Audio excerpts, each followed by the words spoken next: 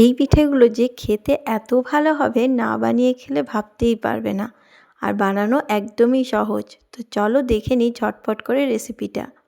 পিঠেগুলো বানানোর জন্য প্রথমে আমি দেখো একটা কড়াইয়ের মধ্যে নিয়ে নিচ্ছি 500 গ্রাম দুধ।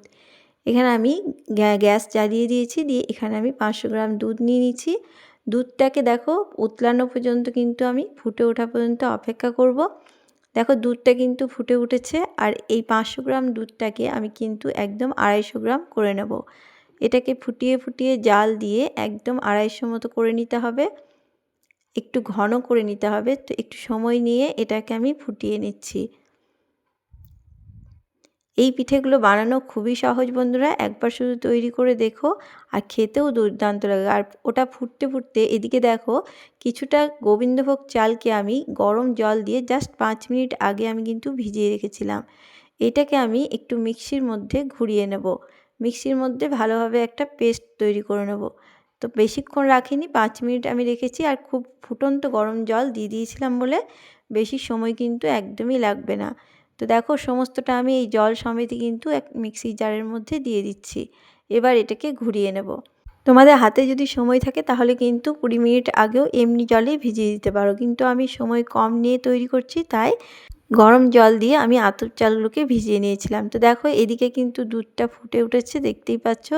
এটাকে আমি আরও একটু ঘন করে নেব। দেখো অনেকটাই কিন্তু ঘন হয়ে গেছে, আর এটা পুরো 250 গ্রামের মতন হয়ে গেছে। এরপর আমি যে মিক্সিতে বেটে রেখেছিলাম যে গোবিন্দভোগ চালটা, সেটা কিন্তু আমি এখানে দিয়ে দিলাম। একদম মসৃণ পেস্ট তৈরি করে নিয়েছি, দেখতেই পাচ্ছ। এইভাবে একবার করে দেখো বন্ধুরা, খুবই ভালো লাগে খেতে। এইভাবে করলে কিন্তু পিঠের স্বাদ পাবে তোমরা।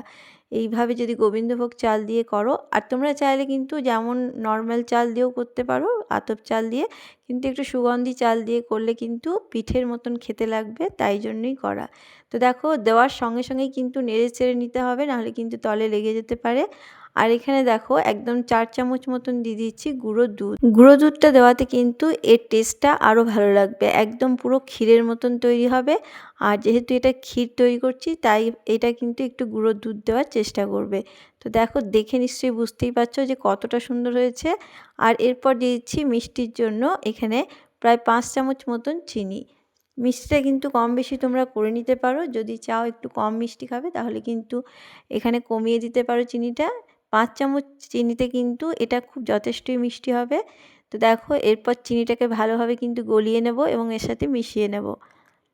চিনিটা মিশে গেলেই কিন্তু এই ক্ষীরটা পুরো তৈরি হয়ে যাবে। তো দেখো চিনিটা কিন্তু মিশে গেছে, এই ক্ষীরটা কিন্তু আমার পুরো রেডি হয়ে গেছে। দেখতে কতটা লোভনীয় হয়েছে দেখে নিশ্চয়ই বুঝতেই পারছো। তো চলো এটাকে আমি নামিয়ে ঠান্ডা করে নেব।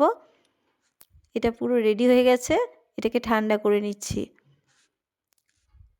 দেখো এটা দেখতে কতটা সুন্দর হয়েছে, আর এইভাবে ক্ষীর তৈরি করলে কিন্তু অসাধারণ লাগে খেতে, আর দেখে কতটা লোভনীয় লাগছে। তো চলো এটা ঠান্ডা হতে থাক।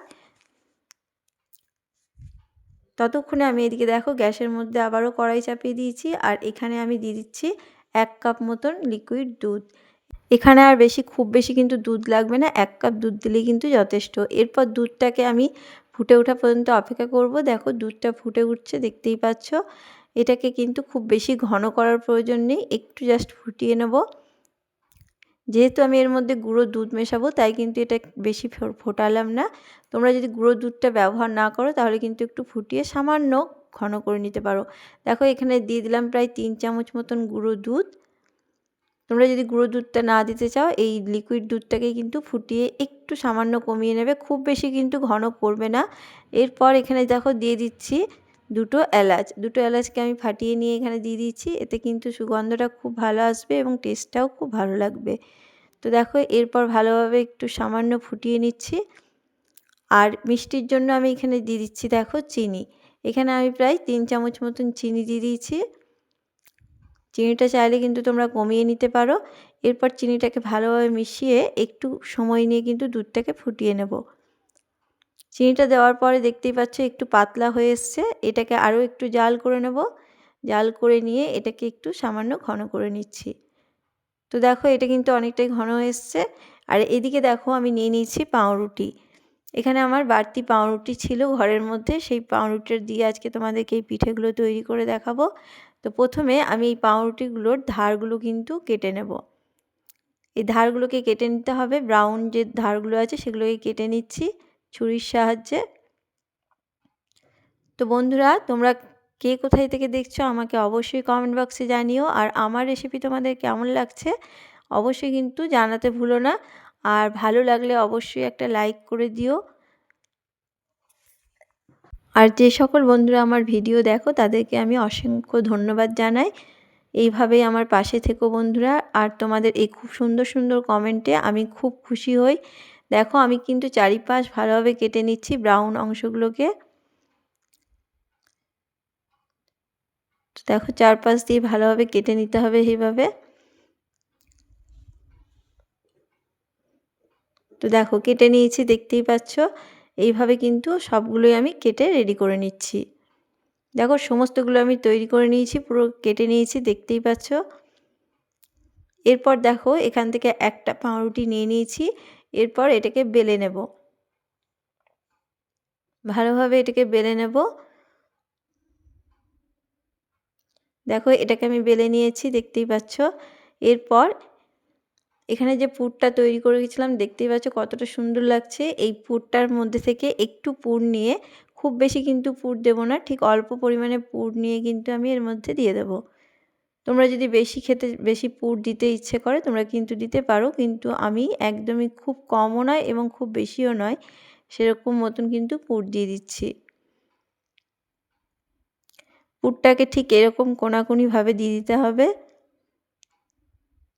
এটা দেওয়ার পরে এরপর দেখো ফোল্ড করে নেব। একটা কোনাকে নিয়ে এসে এই কোনার মধ্যে এরকমভাবে কিন্তু জয়েন করে দেব। তো দেখো ভালোভাবে কিন্তু চিপে চিপে এটাকে জয়েন করে দিচ্ছি।